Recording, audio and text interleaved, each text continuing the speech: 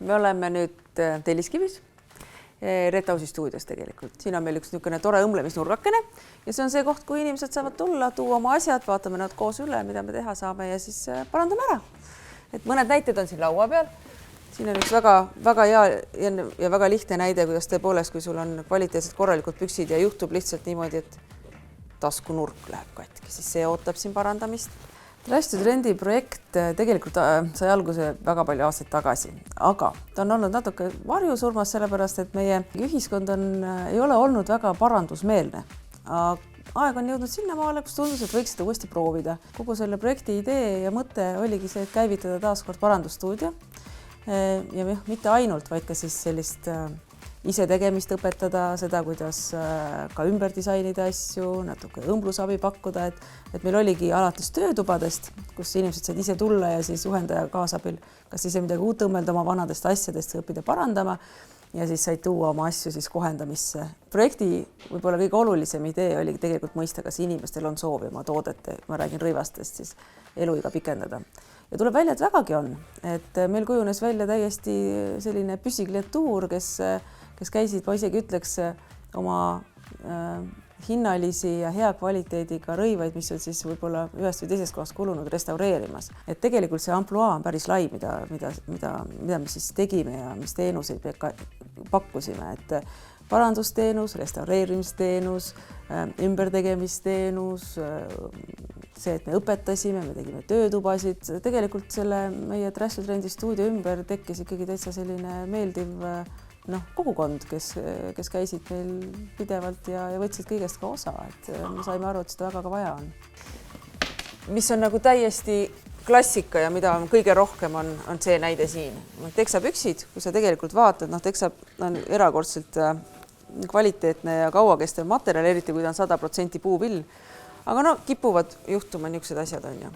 Need on muidugi üsna kenasti elu näinud ja just niisugused asjad, et taskuääred, argivahe hästi tihti pükstel kulub ära, põlved. Mis hästi palju juhtub ja mis on tegelikult suuresti just meestel teksapükstega, on taskupõhjad lähevad sellepärast katki, et telefonid on taskutes. Et see on hästi huvitav. Sisse vahest on isegi niimoodi, et on see telefoni kuju on sisse kulunud siia, siis all on auk. Siin on ka ühed parandatud püksid, niisugused natuke julgemalt on ju, mustaga. Tihti me teeme seda, et me lisame oma selle upcyclingu või siis väärtustava taaskasutuse noolekese siia peale. Koostöö Tallinna linnaga, julgeks ma öelda, oli väga meeldiv, sest et Tallinna linn, ma saan aru, tegelikult oma pikema strateegias väga toetab sellist korduskasutust ja taaskasutust ja ka sedasama parandustöökodade toetamist. Ja eks ta keeruline on sellepärast, et ütleme nii, et me ei oleks seda projekti teinud ilma Tallinna linna toetuseta, sest et me oleme teinud natuke proovinud seda parandusteenust pakkuda juba tegelikult mitu aastakümmet, aga kuna see majanduslikult nii, ütleme siis nii mõttetu tegevus, siis see on ka põhjus, miks enamus selliseid väikseid õmblus- ja parandustöökodasid pankrotti lähevad. Et nii kaua, kui meil on tegelikult poes 25 eurot maksvad püksid, siis kes ostab sult püksiparandust 49 euro eest. Et meie oleme teda põhimõtte pärast nagu seda teenust hoidnud, kuna see sobib kokku kogu maailmavaatega, mida ma siis olen evinud oma erinevates projektides ja ettevõtetes ja oma teaduritöös. Aga tegelikkuses see Trash to Trend oli hästi hea näide sellest, et inimesed tegelikult, neil on huvi seda teha, nad soovivad oma asju parandada, nad tegelikult hoolivad, aga nad ei ole valmis sellest tegelikult maksma.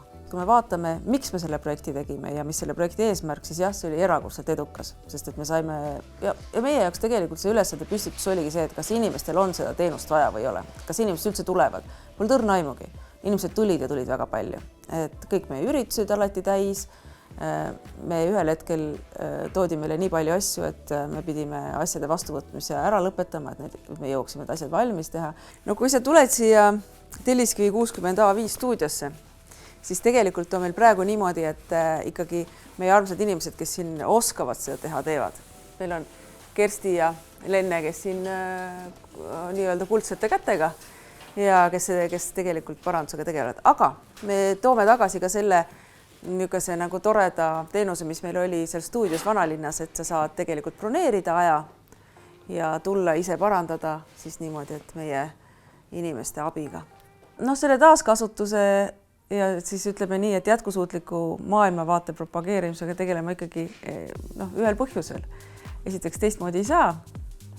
Ja ma olen õppinud disaini ja disain tegelikult on üks selline distsipliin, mis võimaldab läbi oma tegevuse väga hästi protsesse muuta, suunata ja ümber disainida.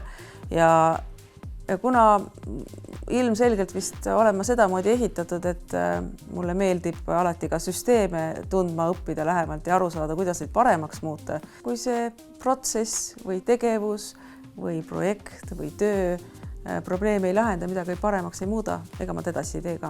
Kõige huvitavamad tööd võib-olla tõesti on olnud sellised restaureerimistööd, kus ja justkui on olnud võimalus selliseid eelmise sajandi asju teha, näiteks keegi toob oma seal 60ndate või 70ndate mõne kleidi või kostüümi või näiteks siin restaureerisime ühte 60ndate algusel Anvääni kleiti.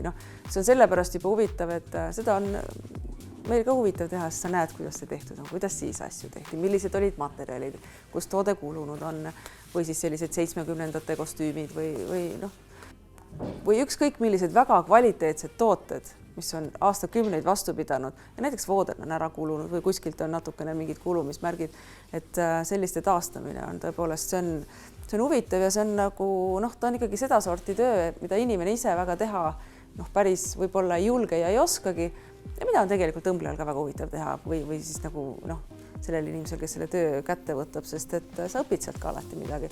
ÜRO kestliku arengu eesmärgid on nüüd üks väga-väga selline lai poliitiline raamistik.